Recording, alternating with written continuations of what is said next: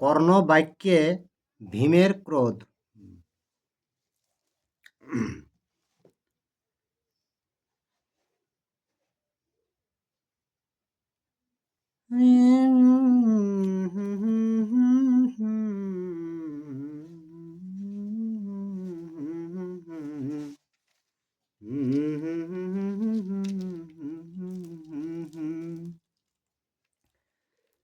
আর দাস্য মুক্ত হইলেন পঞ্চসহদর আর হাসি কর্ণ বীরবলে সভার ভিতর দাসী পন্থা ওরা পাঁচে ভাগ মুক্তি এলেন তখন হাসিলেই কর্ণই সভাগ মাঝে কিনা আর নাহি দেখি নাহি শুনি লোকের বদনে গো লোকের বদনে গো স্ত্রী হইতে স্বামী মুক্ত হয়েছে কথনে গো। কর্ণ হাসিলেই কে নারী কি কোনোদিন স্বামীকে মুক্তি দিতে পারে এটা কোথাও শুনি নাই। আর ভার্যা হইতে যেই তরে পুরুষ হইয়া গো পুরুষ হইয়া গো লোকে বলে তাহারে কা পুরুষ বলিয়া গো। ভার্যা যদি নিজের স্বামীকে তোরাবে তো তাকে কিনাকে ঠিক কাপুরুষকে সংসারে ঘোষণা করতে আর মহাসিন্ধু মধ্যেতে তো রণী ডুবেছিল গো তরণী ডুবেছিল গো এই মহাবিপদ হইতে কৃষ্ণায় উদ্ধারিল গো। সমুদ্রে যেমন নৌকা ডুবে সেরকম পাণ্ডবরা ডুবে গেছিল কিন্তু এই দ্রৌপদীর জন্য তারাকে মুক্তি দিল। আরে ভীম বলে শাস্ত্র জ্ঞাত নহি সদুর্মতি গো নহি সদুর্মতি গো শুন কহি যাহা কহি লেন প্রজাপতি তো ভীমেকে তুই কোনো শাস্ত্র জ্ঞান তুই কখনো জানিস না কে এই যে প্রজাপতি কিন্তু সত্য কথাটা বলল। আর সংসারের মধ্যে ভার যায় শ্রেষ্ঠ সখা গণি গো শ্রেষ্ঠ সখা গণি গো সর্বসুখহীন নর বিহীন রমণী গো। কে ভার্যায় তো শ্রেষ্ঠ সখা তাকে গণিকে ভার্যা বিনে সভয় সুখ কে কোনো পাবে নাই কে। আর বিবাহ মাত্রেতে লোক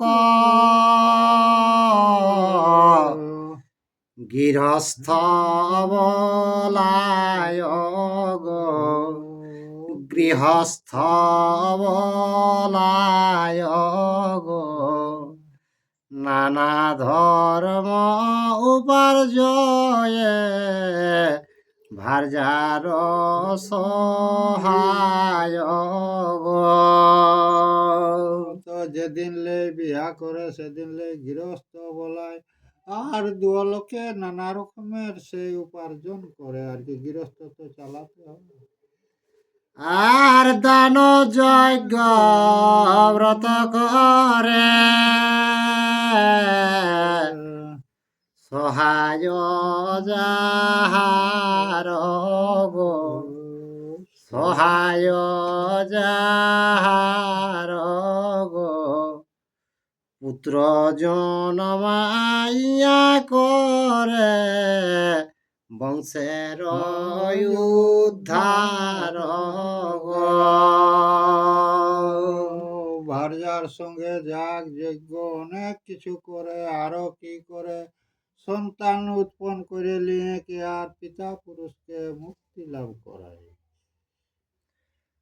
আর দান যজ্ঞ ব্রত করে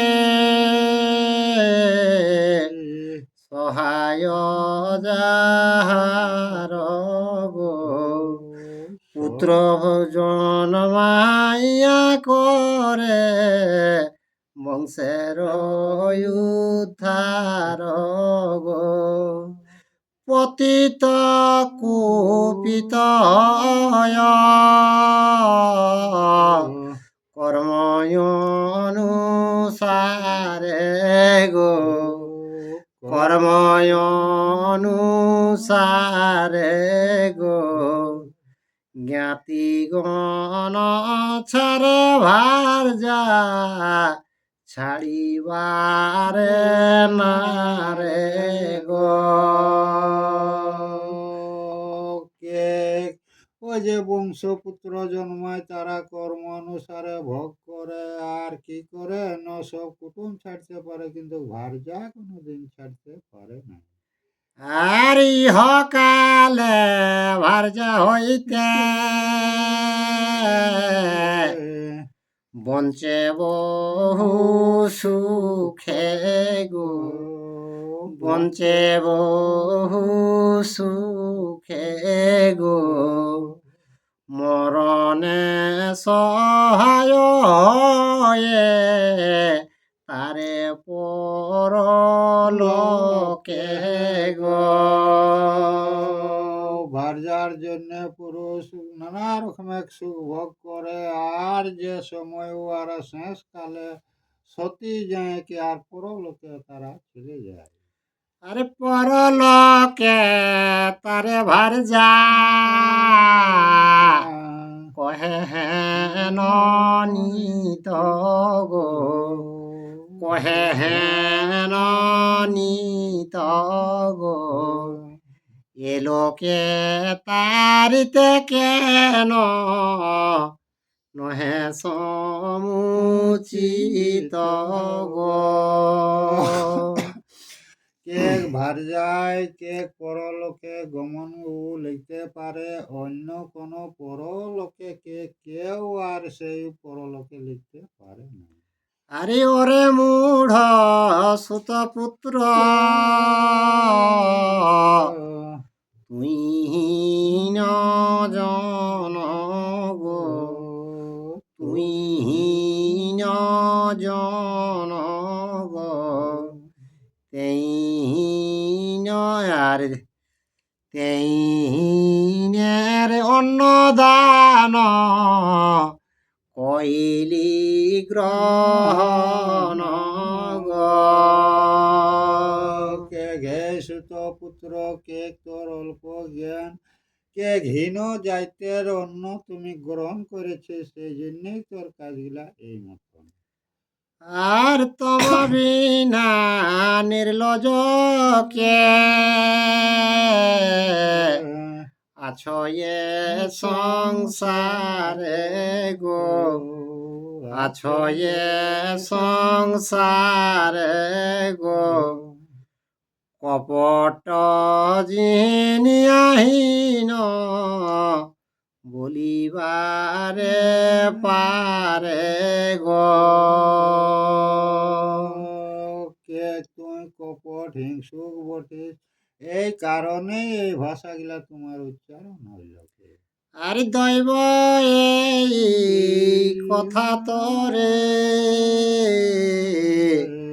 কহিতে যুজায় গো, কহিতে যুজায় গো। ভার্যার ই দৃশ্য তাহা কহিলি সভায় গো। কে গই কুট লোকের অন্ন খাওয়ার জন্য সভার মধ্যে কে কে কুট কর্মটা বললে, নাই তো এই ভার্যার সহায়ের অপবাদ কথাটা তুমি উচ্চারণ করছিস না এই সভার মধ্যে। সংসারে নাহি কহিন আমার সমান গো, আমার সমান গো। তোরে না মারিয়া এত ক্ষণ ধরি প্রাণ গো। কে তোকে না মারে কে আমি হীন কর্মে আছি, যতক্ষণ প্রাণটা আমার আছে তোকে মারাটা দরকার। আর শুনিয়া গেলেন পার্থ বিনয় কবচন গো, বিনয় বচন গো। হীন সহ বাক্য বায়ে নাহি প্রয়োজন গো। তোকে গে হীন জনের কাছে সভায় তার সঙ্গে গল্প করাটা অনুচিত, ওটাকে লিখে ভীম উঠিনটালে উঠে লিখে সোজা। আরে হীনার বচন কভু শুনি না শুনিবে গো, শুনি না শুনিবে গো। হীন জন বচনেতে উত্তর না দিবে গো। তোকে ঘিনে কত ভালো কথা বলুক, কিন্তু ওটা শুনে না। এই কারণে হীন যাতে হীন লোকের সঙ্গ ও কত ভালো বললে ও আর কথাটা গ্রাহ্য করে নাই। আর হীন জন সুত পুত্র এই দুরাচার গো, এই দুরাচার গো। ইহা সহ সমদ্বন্দ্ব না সভে তমর গো। কে গে হীন জীবের সঙ্গ শতপুত্র সঙ্গ গল্প করাটা অনুচিত বটে। কে ভীমে সেইটা কে কর্ণকে। আর ভীম বলে ধনঞ্জয় আছো এ কি লোকে গো, আছো এ কি লোকে গো। পুত্রবতী ভার্যার এ দশা চক্ষে দেখে গো। তারপরে ভীমে অর্জুনকে কে হে অর্জুন, এই যে হীনের কথাটা শুনে কে ভার্যাকে কে চোখ দেখনু, তেতনাটা আমরা কষ্টটা নিজে চোখে দেখতে পারলি। আর ই দৃশ্য বচন যদি কহে হীন জন গো, কহে হীন জন গো। দেহ ভুজ ভারত বে বহে অকারণ গো। কে ঘিন লোকে এরকম যদি করে, তাহলে কে আমাদের এই ভুজা গিলা এই সংসারে নিয়ে ঘুরে বুলাটাকে আমাদের বেকার তাহলে। আর ধর্মে যদি মুক্ত হই লেন ধর্ম রাজ গো, হইলেন ধর্ম রাজ গো। শত্রুগণ সংহারিতে কেন করিবা যোগ। হে অর্জুন, কে গে যে ধর্ম যদি ধর্ম থেকে মুক্তি পাইল, তো শত্রুরাকে নিধন করাটা আর কিসের জন্য বিলম্ব করো? আজি সব শত্রুগণে করিব সংহার গো, করিব সংহার গো। একত্রে আছো যত শত্রু যে আমার গো। কে যত শত্রু আছে কে একত্র করে কে সব গিলাকে মারব কে? আর যে কিছু করিল চোখে দেখিলা সে সব গো, দেখিলা সে সব গো। ইহা হইতে আরো কিয়া ছয়ে পরা ভব গো। তো শত্রু আমরাকে কি করাইলো সেটা তো চক্ষুষ দেখলে, তো কে এদের সঙ্গে আর কি পরাভব, এদের সঙ্গে আর ভাব করে লাভ নাই, শত্রুকে নাশ করা যায়। আর বাক চাতুরিতে ভাই নাহি প্রয়োজন গো, নাহি প্রয়োজন গো। উঠ ভাই সব শত্রু করিব নিধন গো। হে ভাই অর্জুন, কে গাদ কে কপট কে লিলি কে আর মারে কোনো দরকার নাই, সাক্ষাৎ উঠা যাক আর শত্রুকে মারা যাক। আর পৃথিবীর ভারয়াজি করিব নির্মূল গো, করিব নির্মূল গো। নিপাত করিব আজি কৌরবের কুল গো। তো হে ভাই কে এই যে পৃথিবী ভারকে হালকা করা যাক আর কৌরবকে সকলকে নিপাত করা যাক। আরে কহিতে কহিতে ক্রোধে কম্পে ভীময়ঙ্গ গো, কম্পে ভীময়ঙ্গ গো।